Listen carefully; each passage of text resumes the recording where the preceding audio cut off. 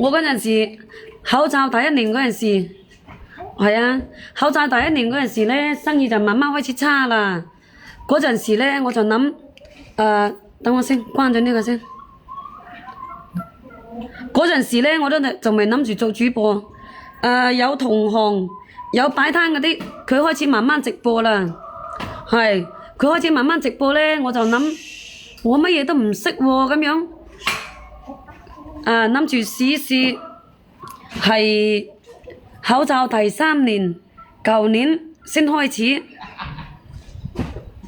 早晨，得閒就幫我點點讚讚喎，你哋知唔知啊？幫我點點讚讚喎。係啊，有時候啲嘢好難講㗎。嗰陣時就話諗，哎呀，我唔會做主播㗎，又冇顏值，又冇口才，又冇乜嘢咁樣。到時候你壓力嗰陣時咧，你乜嘢你都諗住做，你乜嘢你都想嘗試，你話係咪啦？我係咁諗個。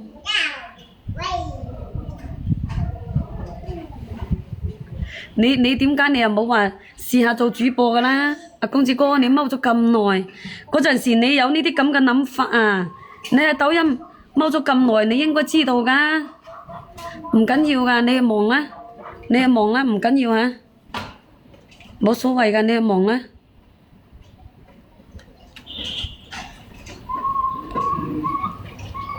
到啫，係啊，等間俾你個頭捉到你啊！你仲快啲去集合啊，9點鐘㗎咯。係啊，阿頭好講仲好啲喎，阿頭唔好講咧就真係眼反反㗎喎。你話係咪啊？冇食啊，嗰啲唔食得㗎，返嚟，嗱返嚟。你過去啦，唔緊要嘅。係啊，唔緊要嘅。9點鐘而家都係，你嗰份工可以，就算你係打工㗎，你嗰啲都有步步高升。你以為啊？好似我哋嗰啲咁咧，你就想升都冇得升。係啊，好似我咁樣咧，你擺攤嘅咧，你就連升都冇得升。你只可以做開咗㗎，你想換咧，你係好難換其他嘢做㗎，真係好想換其他。問題你可以放得落嚟咩？又有積貨啊，日用品又有，不會擦鞋，攞住條毛巾就去同佢擦就係㗎啦，係咪？我都唔識啊！如果我識擦鞋嘅咧，我就唔止咁少人咯。你話係咪？你知唔知有一個又係主播嚟㗎？佢嚟到我直播間，你知佢點講啊？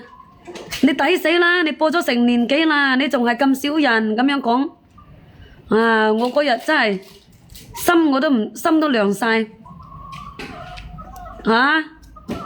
佢真係咁講過㗎，你抵死啦！你播咗成年幾啦咁樣，我又冇答。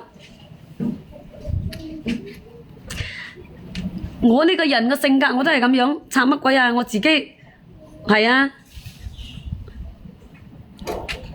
你話齋我都唔識拆啊，真係。你話好傾嘅咧，大家喺度傾傾偈、吹吹水，咁樣嗰啲時間先快過㗎嘛，係咪啊？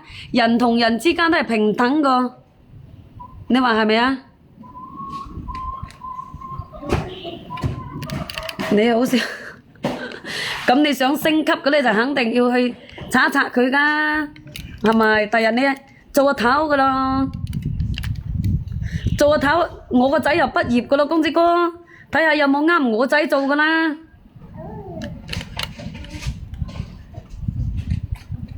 乜嘢？同邊個合作一下？同邊個？同你合作好嘛？係啊，你講同邊個先得㗎？你唔講我又唔明，